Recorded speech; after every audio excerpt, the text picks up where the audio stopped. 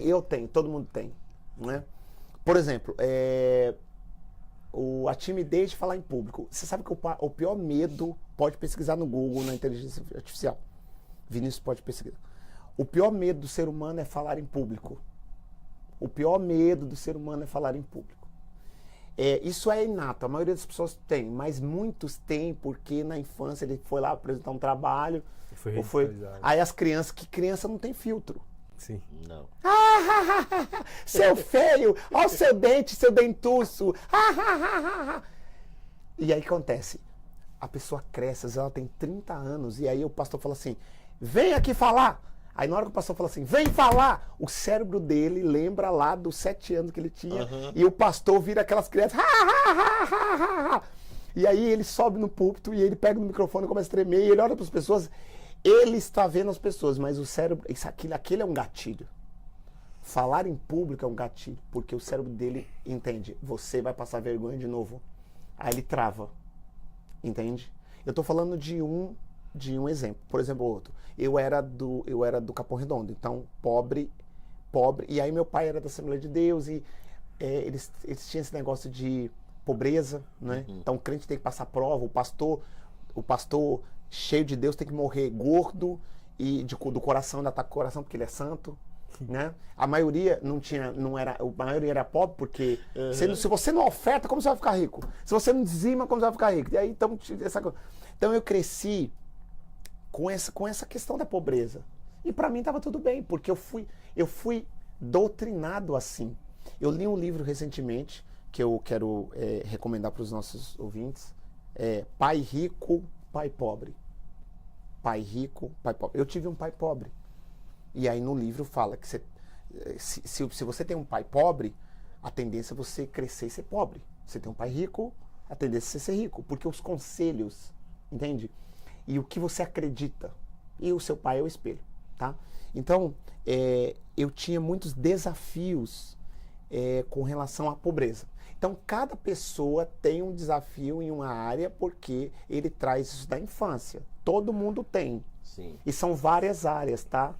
Naquilo que você foi mais exposto na infância, ou foi mais afetado ou atacado, é o seu maior desafio. Por exemplo, tem gente que tem problema com pornografia. Por quê? Porque o pai via pornografia, ele percebeu, ou aconteceu alguma coisa que os primos viam, ele foi exposto à pornografia, entende? Ou ele foi abusado, tá. Tem gente que tem problema com dinheiro, por quê? Porque o pai dele roubava as pessoas e ele via, e o pai falava, não, isso aqui é um dinheirinho, não dá nada, filho. Então, se o pai roubava, ele vai roubar, mesmo que ele não queira. Ele tem essa repetição de padrão emocional que vem principalmente das pessoas que tinham influência emocional sobre elas. Então, em todas as áreas. Por isso que tem gente que fala assim, esses homens pornográficos, Deus vai matar tudo, vai abrir o chão aqui. Tem gente que prega na igreja assim, seus fornicadores. Só que ele compra e não paga. Ele compra e não paga. Ele é fofoqueiro.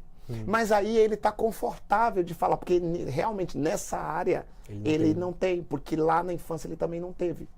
E que fique claro que, eu sei que vai ter hater, mas não tem problema. Que eu não estou falando que é todas as pessoas que são assim, é porque vieram tudo da infância. Também não, tá? Porque às vezes essa ruptura emocional ou de caráter, ela vem já na fase adulta também. Sim. Tá? Porque na sua fase adulta você também pode ter experiências tão traumáticas. Por exemplo, a menina casa com o amor da vida dela, e o cara era gente boa e tal, e eu já tratei muita gente assim. E o cara era dentro da igreja, ele vai lá e trai dentro da igreja. Sim. Eu falo isso aqui porque é público, todo mundo sabe. Infelizmente tem. Sim. Sim. Então, se ela amava muito esse cara, ela vai acreditar que, pô, se ele era crente, estava dentro da igreja, falou que não trai, então todos os homens traem. E aí, por conta desse forte impacto emocional, é criado dentro do cérebro dela uma trilha neural, e essa experiência, junto com essa dor, esse impacto, gera uma crença forte. Os homens não são confiáveis. Molda a perspectiva toda dela. Sim. Aí vai aparecer um vaso lá que quer casar com ela depois de um tempo que ela foi traída, ela pode casar de novo, tal. Um irmão da igreja, tadinho, irmãozinho abençoado, que não vai trair ela, mas aí ele se aproxima. Na hora que ela se aproxima, o cérebro dela, que quer tirar ela da dor, entende que é mais um agressor. Então é um gatilho. E ela vai fazer alguma coisa, ela vai sabotar. Ela vai fazer alguma coisa pra sair, pra não se relacionar com ele. Entende? Agora como que as pessoas podem lidar com esses traumas, pastor? O que fazer para trabalhar em cima desses traumas para que eles não venham atrapalhar a caminhada da pessoa? Porque isso, de certo modo, atrapalha. Perde oportunidades, perde trabalhos, sim, dinheiro. Tem gente que não se sente merecedor, sim. Tá? Na infância, o pai falava assim, seu miserável, você é burro. Você nunca vai ter nada na vida, seu miserável. Quando ele cresce, ele não se sente capaz. Então, ele, quando aparece para a vida dele a oportunidade, como ele tem essa crença, ele se sabota. Ele falta, ele erra, ele se atrasa. Porque ele não é merecedor. Eu não sou merecedor de ser feliz. Eu não sou merecedor de ser rico, de ter uma vida abundante. E ele fica se sabotando.